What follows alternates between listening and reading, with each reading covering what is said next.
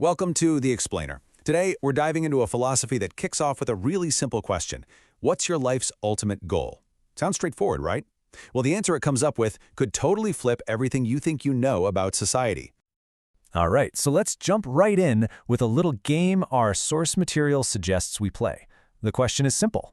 What do you value most in life? And according to the author, this isn't just some fun little thought exercise. It's pretty much the single most important decision you're ever going to make.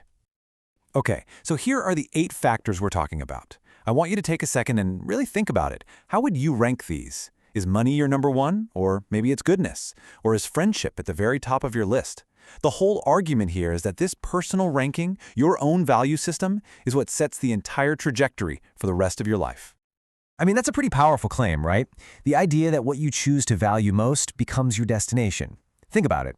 Someone who puts money above all else is going to walk a completely different path than someone who prioritizes, say, harmony or goodness. But here's the real question. Does having a clear goal, a really solid value system, actually make that big of a difference? Well, to back this idea up, the source material points to a really compelling study from Harvard. They actually tracked a group of people for 25 years, just to see what kind of impact having clear goals had on their lives. And the results? They were absolutely staggering.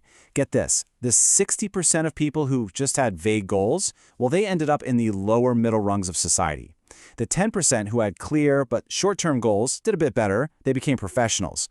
But that top 3%, that tiny group with clear, written-down long-term goals, they became the most successful of all. We're talking industry leaders, social elites, and the only real difference? They knew with crystal clarity exactly what they wanted. So, building on this whole idea of personal values, the author then lays out 8 common worldviews, or life blueprints as he calls them. You can think of these as the big picture, societal versions of our own personal value systems. So what's really fascinating here is how the source tries to categorize pretty much every major life philosophy into one of these blueprints. You've got material satisfaction with a motto that's pretty blunt, man dies for wealth. Then there's the fame and glory view. A man leaves his name where he passes. And then way on the other end of the spectrum, you have the ascetic worldview. Life is like a dream. It really makes you stop and think, okay, which one of these blueprints does my own life fit into? Okay, so after laying out all these pretty conventional ways of looking at life, the author uses this whole framework to introduce something completely different, a proposed ideal community he calls the second home. So this second home is basically a real-world experiment, a test of a whole new way of living. It's a collective community built on a philosophical idea called Hunon, which is a concept that's all about holistic harmony and just following natural law. So what does life actually look like inside this place? Well, it runs on 8 core principles, and let me tell you, they challenge some of the most basic structures of our society. First off, there's absolutely no personal property, none. Everything belongs to the community. It works on the principle of to each according to their need, which means everyone contributes what they can and takes what they need. Oh, and the young are raised by the whole community, and the elderly are cared for by everyone. But here's the real kicker. By far, the most radical idea is the complete abolition of marriage and the nuclear family. Yeah, you heard that right.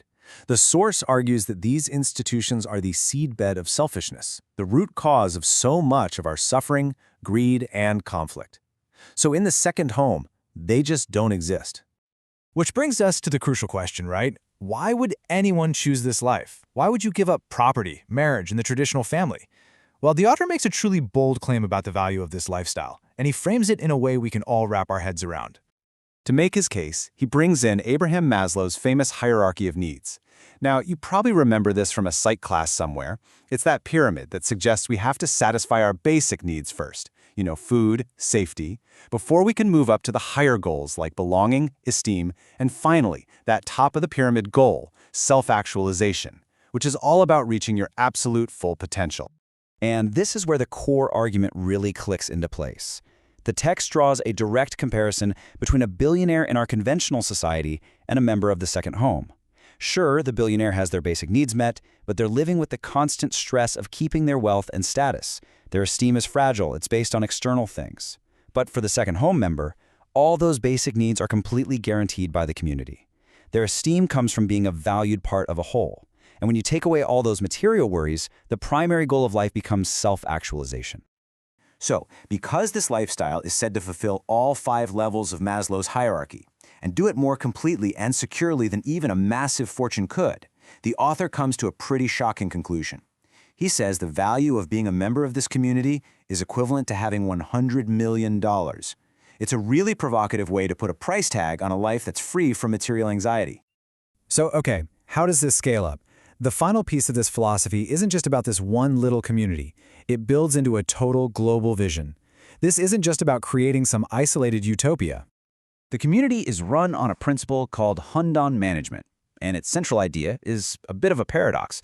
The highest, most perfect form of management is no management at all. So instead of a bunch of rules, laws, and managers, the whole thing relies on people following natural principles and their own inner goodness. And the ultimate ambition here, as it's laid out in the source material, is to take this model that's been tested in the second home and use it as a blueprint for the entire world. The vision is for a future with no nations, no political parties, no private property, not even the nuclear family, just one single harmonious global community. And that leaves us with one final, really provocative question to chew on. This philosophy presents a vision of total security and self-fulfillment, but to get there, it asks us to give up some of our most deeply held institutions. So, is this a blueprint for a perfect utopia, or is it just an impossible dream? What would we truly gain, and what might we be forced to lose?